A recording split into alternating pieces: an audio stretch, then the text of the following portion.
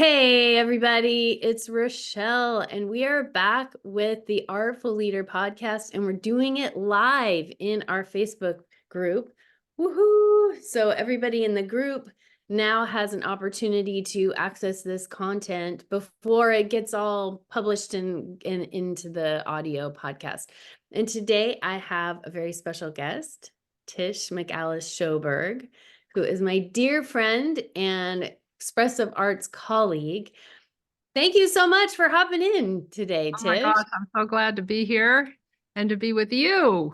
Like, Yay. this gives us time together. I know, it's so great. Even though we live like down the street from each other. Whatever it takes, right? World we live in. Exactly.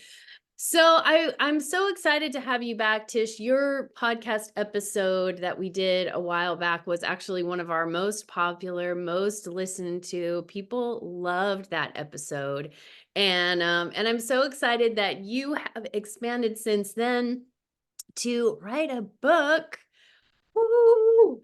And so we are going to talk a little bit about that. But I would love for you to just, for those who don't know you, introduce yourself and tell us a little bit about you and what you're up to in the world these days.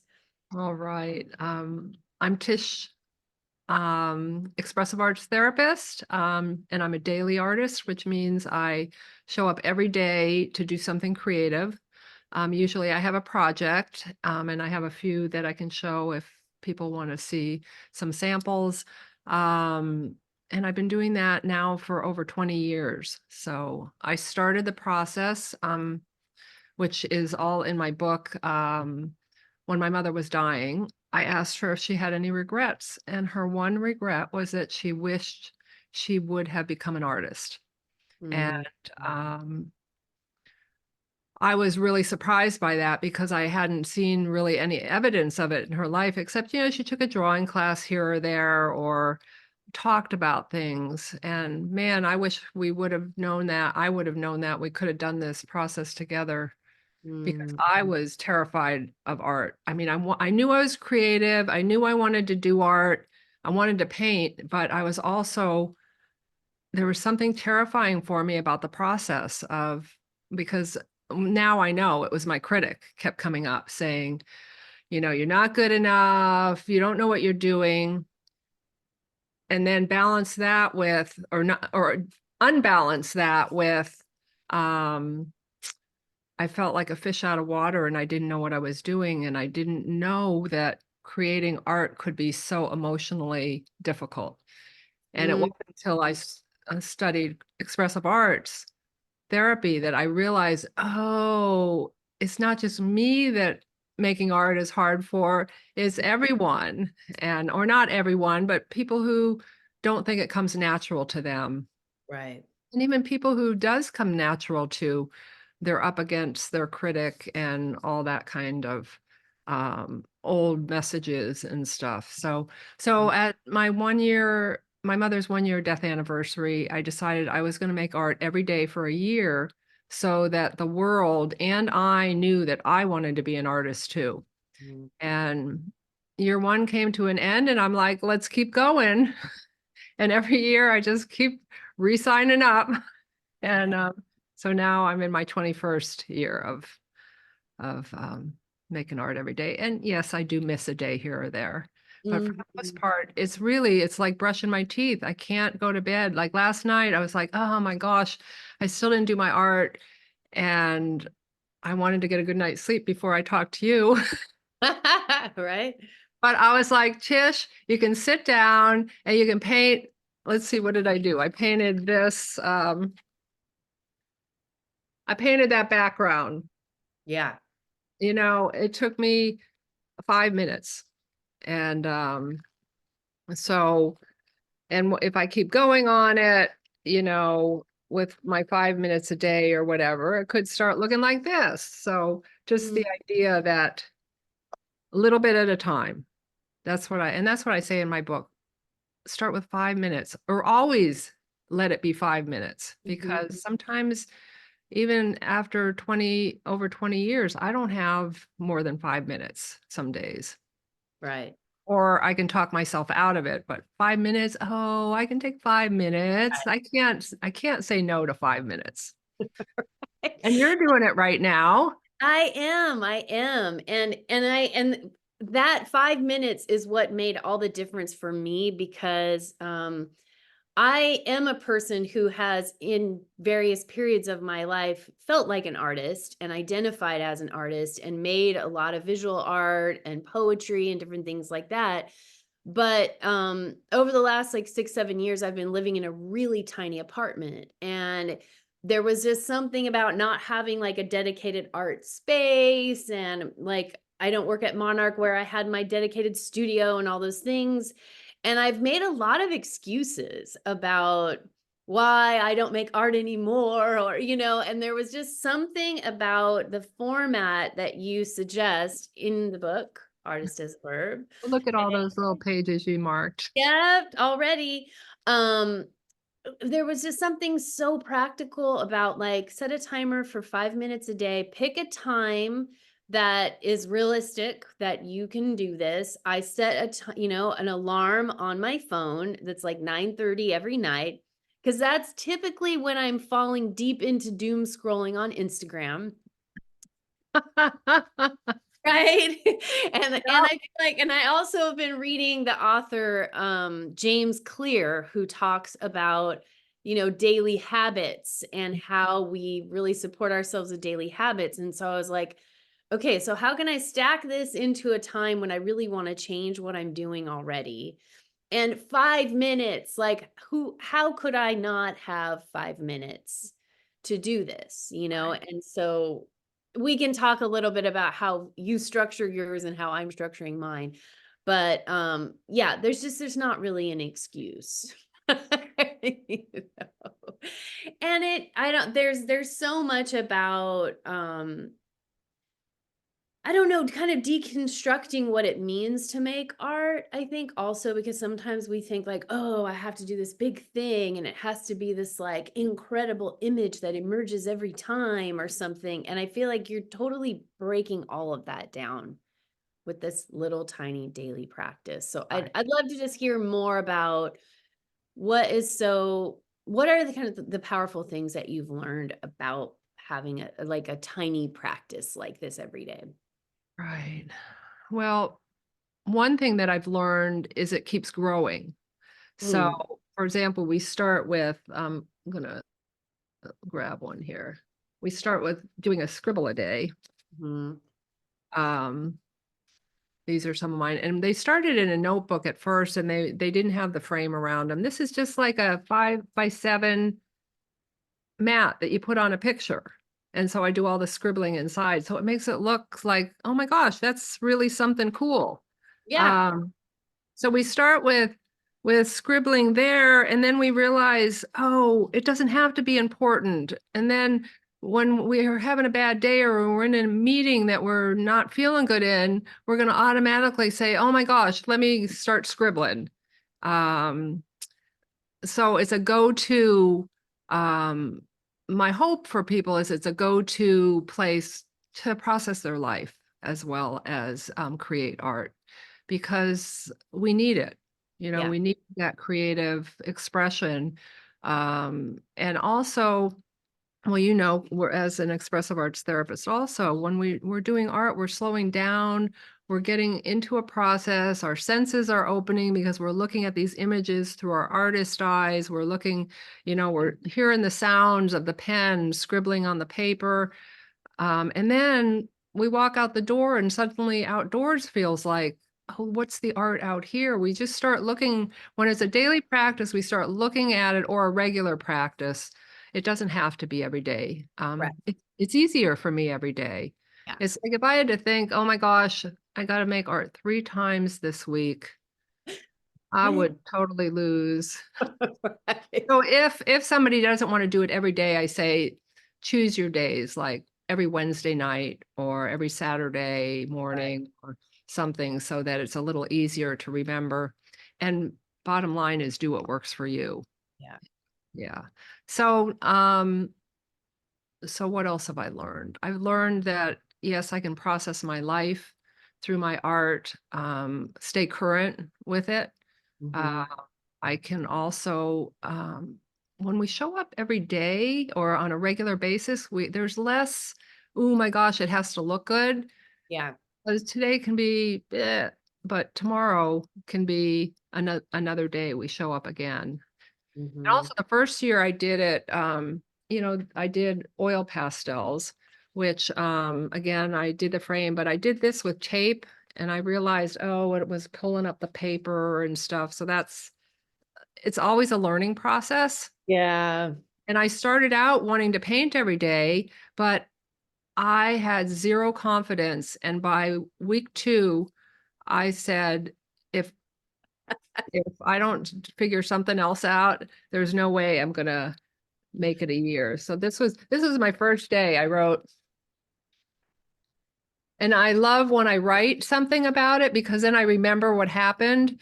Right. So many times I don't write and it's kind of disappointing. Day 1, how easy will it be to do 365 days of art? It must be easy, or I won't stick with it. Mhm. Here is art made from setting up my art space, leftover paint from cleaning off paint containers. A masterpiece? Probably not. A beginning? Yes. Fun? Absolutely. Well, it was probably day 20 something. I'm like, oh my God, this is so grueling. There's no way I can. So I went to oil pastels, which I just easy, simple coloring. And then Mhm. also like, no time for art today. That's making art. When we state the obvious, we're making art. And at the end of the year, I set them all out and went through and picked my favorites. And it ended up being, do I have that here yet? This blind contour of my cat. And Mhm. um, so I thought, okay, I think I'm ready to paint now. I have more confidence. So Mhm. I went to doing blind contours, and this is one of my and I went big because I didn't want to be hiding. I didn't want to be doing something small so that nobody would see. I wanted to see my mistakes. I wanted to do it big. It was kind of a challenge to myself, and it actually worked really good because, I couldn't erase. I used big giant markers, these big, thick, giant markers, Oh, and, wow. and it's a blind contour drawing, so I draw it with my eyes closed. So, I was just trying to get everything out of the way that could be a problem, and Yeah. so I don't know if I answered the question, but, uh, just get me talking and I go.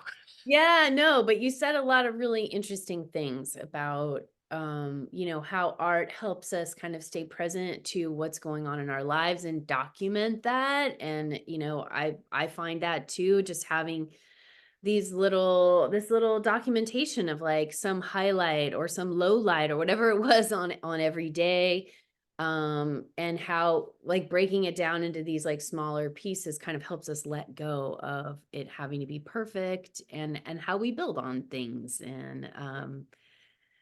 and that even like the tiniest little scribble could be art, and just I think all of that is really powerful. Yeah, and it seems like every year you've kind of tried something different, and then by the end of the year you've got this huge collection of whatever that was. Right, right, yeah. And I remember, I So think I came to your, because we were in expressive arts school when all of this kind of started, right? right. And then I think I went to your first show, and just being in the room with like all those little cards up and stuff, and just being like, this is a massive body of work that, Right. has something to say as a body of work also once it's all put together. And that's what I started to say is each piece individually wasn't anything like to write home about, but put them all together. And then it's like, oh my God, that's the art. The art is that I showed up every day. The art is the color that's showing up. The art is flipping through the pages or, Yeah. yeah. So this idea that it doesn't have to be great.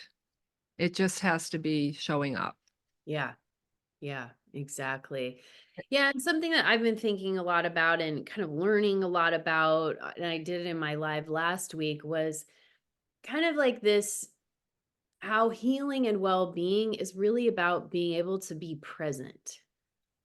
Right? And being able to be in the moment, and all these practices, like you started to say, when we tune in to different senses, how that like really helps us to be here in our bodies in this moment right now, not in the future, not in the past, like right here, right now, engaging with what's in front of us, and how powerful that can be as a practice to just keep coming back to.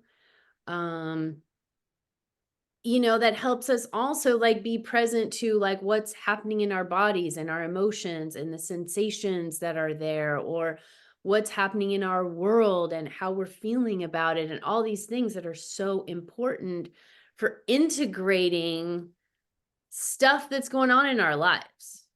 Right. Yeah, the world is big. I mean, the world has never been as big as it is now because it's so accessible Right. 24/7. We know what's happening everywhere. And if we don't take care of ourselves, we just go down rabbit holes. Right. Um, and my morning group today, we looked at somebody picked a page and it was on distractions, day Mhm. 83 or something. And we talked about it before we went to make art, and the finding was distractions are things that take us away from ourself. Mm. The bad distractions, the less helpful ones, like binging on TV. We don't have to be anything or do anything, but there's this point that binging on TV can be helpful because we're letting go of our day and we don't have to think, but there's a point where it can become troublesome, or Mhm. on our phones, like we were talking about the doom scrolling. But when we go to art, it can be a distraction, but a good distraction. Like we're distracted from whatever's going on up here, and we're right here, and it feeds us. Yeah. So, Yeah, yeah. exactly. And that was when you were saying I had bookmarked some different things. One of my favorite pages, because I'm always flipping around in the book, was on day 175, this whole list of reach for art. Like, if you're sober and you're thinking of drinking, reach for art. If you want to binge or purge, reach for art. If you want to stop any unhelpful behavior, reach for art. If you're overthinking, reach for art. If you want sugar, reach for art. If you want to smoke, reach for art. If you want to reach out to that person you really shouldn't be talking to, like, reach for art. All of those things. I just loved that. And I have my little bookmark, and there are moments where I catch myself when I'm like, "Oh, good time to reach for art." Going down the wrong path here. That's a good one. That's a good one. Yeah, and and so that's what we're doing in the beginning. We're building our muscle to show Yeah. up to it. And then once the muscle, it's like brushing our teeth. When we were kids, no, we didn't want to brush our teeth. No, I don't want to brush my teeth. Oh, mom and dad would help us brush our teeth, make us brush our teeth. But now as adults, for the most part, we We brush don't our even teeth. think about it, right? Don't Yeah. even think about it. And so that's the hope with our art is in the beginning, yeah, it might be hard to show up. We might have to try a bunch of things. We might have to try a bunch of different times a day, but eventually we find our groove, and then Mhm. we might have to adapt it because of our life or because our desires change as we go. But we'll reach for it when as soon as something starts going south. The idea is go for the art. Yeah. And I'm just imagining what would a world be like if if it was as popular as brushing our teeth. Mm. If everybody, I'm thinking like at work, if a little bell rang at the office and okay, everybody take a 5-minute creative break. You can get up, you can stretch, you can dance, you can scribble, you can do whatever. Oh my God, what a happier place it might be. Yeah, I think there's a book you and I both have loved, and you refer to it in your book, Your Brain on Art. Right. where they talk about how now in like in the UK and some of these other places, doctors are starting to prescribe art to people, I love right? Where they're like, hey, go to a museum or go take some time coloring, or like there's research that shows if you spend 20 minutes a day drawing, that can really reduce anxiety in really meaningful ways. And so this isn't fluff, right? Like this is stuff that actually rewires our brain and really allows us to show up differently to the world. Um, I also wanted to say, because I know you and I are both visual artists primarily, for those that are not necessarily visual artists, what are some of the things that you might suggest for people who do other kinds of creative acts? Right. So, writing 5 minutes a day Mm-hmm. down. I mean, I wrote this book as a daily art project. 3 years of showing up 5 minutes a day, and then other writing throughout the time. And rarely could I stop with 5 minutes. Mm-hmm. Um, one of my favorite. So I'm not a musician or other thing. An actor or a dancer particularly, but I have dabbled in those through my art projects, and even just sitting down at the piano and playing a key. You don't have to play music. You can, yeah, improv around on the piano. Mm-hmm. And if you do have the talent, go sit and play for 5 minutes. Mhm. Yeah, all your childhood stuff about how you had to take piano lessons and how you hated it, hated showing up for practice when all your friends were out playing, all that might come up, and maybe you can build a new relationship. I Mhm. have a lot of people come into the studio that they did art because they were good at it, like prodigy musicians. Yeah. And then they got to a point where I'm not doing this for me, I'm doing it for the rest of the world. And then Mhm. helping them find their way back to doing it for themselves Mhm. rather than for someone else. And that's what I feel like a creative practice is about. It's about doing it for yourself. You're not doing it to make money. We're not doing it to please anyone else. We're doing it to please ourselves. Mhm. An actor, stand in front of your mirror when you're brushing your teeth and do a monologue with yourself. Or let's see, think of other things. You know, Rubber baby buggy bumpers. right, right, right. Sing a song while you're doing the dishes. I Mm. mean, I know so many people that have this deep desire to sing, Mhm. but we're so scared. I would be one of them. Um, we're so scared that we're gonna sound bad. So having a place in your car, every time you get in a car, you sing while you're in the car. Dancing.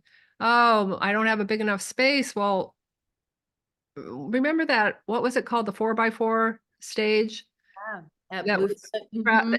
that traveled around San Diego. Whatever you did had to fit on the 4x4 stage, and there were some fabulous dance performances. So, tape out a 4x4 spot on your kitchen, move the chairs away, and that's your stage for your dancing. 5-minute dance of the day. Yeah, and even when we can't dance with our feet, we could dance with a pen on paper. Mhm. That's what a scribble really is. It's your pen dancing on paper. And then when you're saying about, when you said that, oh, if you draw for 20 minutes a day, I mean, I got stressed hearing that. Mm. But if we can draw, like maybe it's a scribble or maybe it is a drawing where we're doing eyes or something. But for me, it's having your attention be on that place where the pen meets the paper, Mhm. not the big picture of how it has to look. Right. Because when our focus is on that little place where the pen meets the paper, then we're in the moment, we're hearing the sound of the pen, we're feeling the sensation of the pen on the paper, we're being in the process rather than the end product.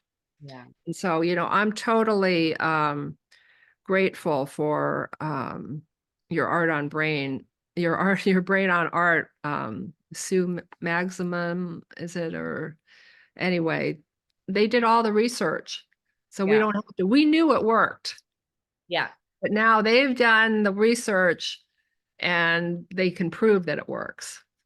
So, yeah. Yeah, exactly, exactly. And there are so many like little entry points, like with coloring pages. Like there's all those like cool coloring books, I think, that came out, like became really popular a few years back for people to color, or, paint by numbers, or there's all kinds of ways that are like little entry points where you don't have to make all these creative decisions, but you get the benefits of engaging with color and feeling the sensation of your hand smearing the pastels or the pencil or the clay, or whatever it is that you're doing. Right, right. And then when we do want to make decisions, I'm just looking for one of my scribbles here. We can decide, oh yeah, all we have to do is the next place that wants color, just let it call out to us. We don't have to color the whole thing. We could just color, this one. There's one little piece of color in it. And it's like that can be satisfying in itself to build that muscle too, to Yeah. start making some creative decisions. And yeah, Mhm. Yeah, and I know for me, like in my practice, I do a kind of a combo of like journaling and drawing. I do a lot of like pen with pastels and color pencils and stuff. And I found like even just things like just the way that I write something, right? absolutely. I used one color and then I wrote over it in a different color, or, I was writing about a bunch of stuff that was kind of upsetting to me and frustrating. And so I kind of scribbled over it, and added Right, and then color. added color to it, yeah. Right. And it's been a really powerful way for me to kind of process, especially right now, like some of the crazy stuff that's going on in the world. And just have a place like this guy who set himself on fire the other day, like just images that I'm seeing that I can find a way to like honor and integrate. Um, Also becomes a diary for right, the world, yeah. right, right. Like just, yeah, I'm really finding it. It's not sort of like daily on any, it's not monumental on any particular day, but I know that over time, it's like gonna be a whole body of work. Right, and when you showed me that picture, your processing of the man who set himself on fire for what he believed, Right. man, the power of that is incredible, Right. and it's not that it's a perfectly drawn drawing. It came from Right. your heart, from your soul or whatever that, yeah, Yeah, my body responding to this right. new image. Yeah. And if we use, and I'm going back to Ellen DeSanaka, What is Art For? And we actually, in the writing of this book, when I asked for permission to use some of the things she said, she says, well, that's not exactly how I said it. And I said, oh, but that's how I took it. So Mm, it's not always, but the idea is of art is making things special. So mm, if we think for 5 minutes a day, we're just showing up to make something special. You made that news event special. You made when you write "Stop This," we're making that page special mm, by um, giving it attention.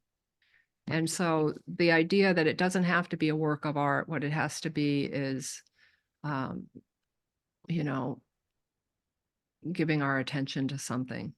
Yeah. mm, mm. And it Yeah. helps. Oh, go ahead. No, you're good. It helps for me like you did. You set up that you're going to do one of these little books a month, right? Yeah.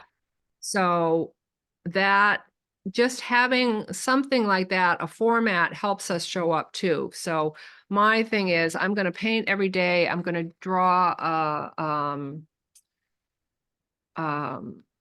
blind contour portrait. I did it a whole year where I did one a day, but now I'm just more lazily. And then I always do clean up the brush painting next to it.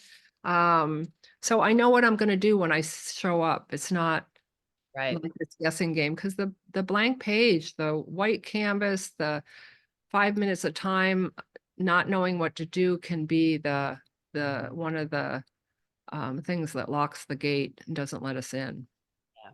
Yeah, exactly. Yeah, and that's why I appreciated like in the book how you're like, okay, you've decided you want to do this. Here's a process that's going to help you set yourself up for success. Like don't start on day 1 with, okay, now I'm doing this, but like really think about it, have a plan, get your materials ready and then decide the day that you're going to do it. And I kind of like ramped up for a few days. I started doing some stuff in the book.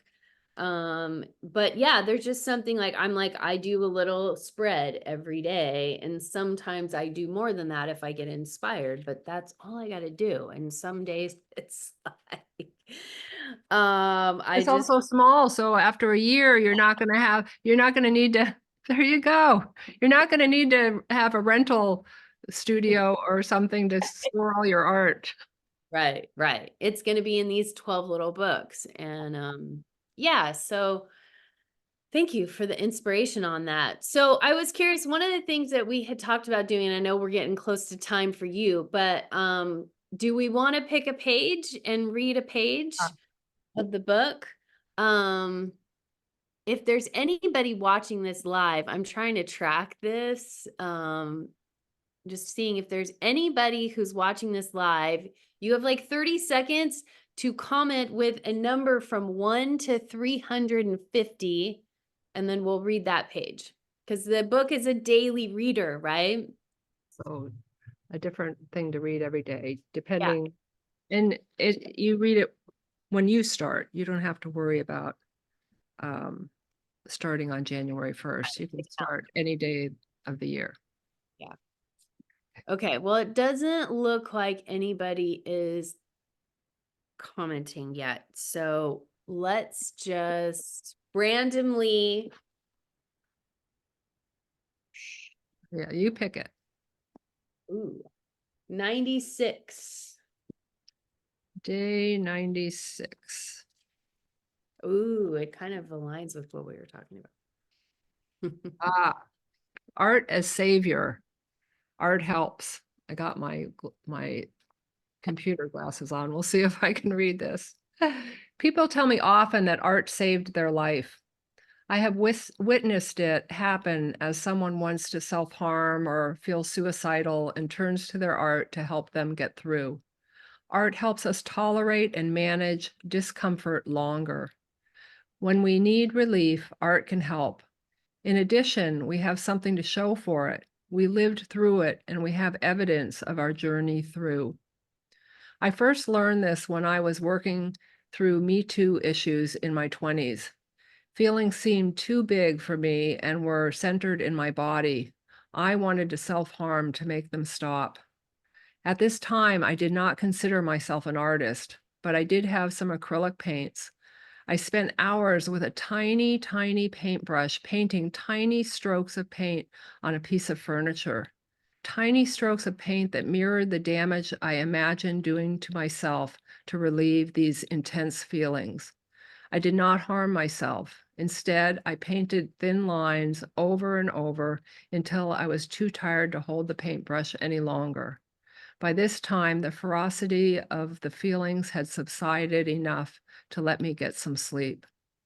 The next morning, I felt somewhat better. I was able to reach out for help. As I tell this story today, what seemed so big then is now a manageable memory. My art saved me that night. That experience was long before I studied expressive arts therapy, long before art became an integral part of my life, but somehow intuitively I knew to reach for a paintbrush and paint rather than harm myself. Art was my savior. Art helped. And then each day, there's a resource. So, resource, when feeling overwhelmed or challenged by strong emotions and the desire for self harming, alcohol, drugs, or suicide, go to art. How long? Until you feel relief. Get outside help to support you too. Call 911 if needed. You are not alone.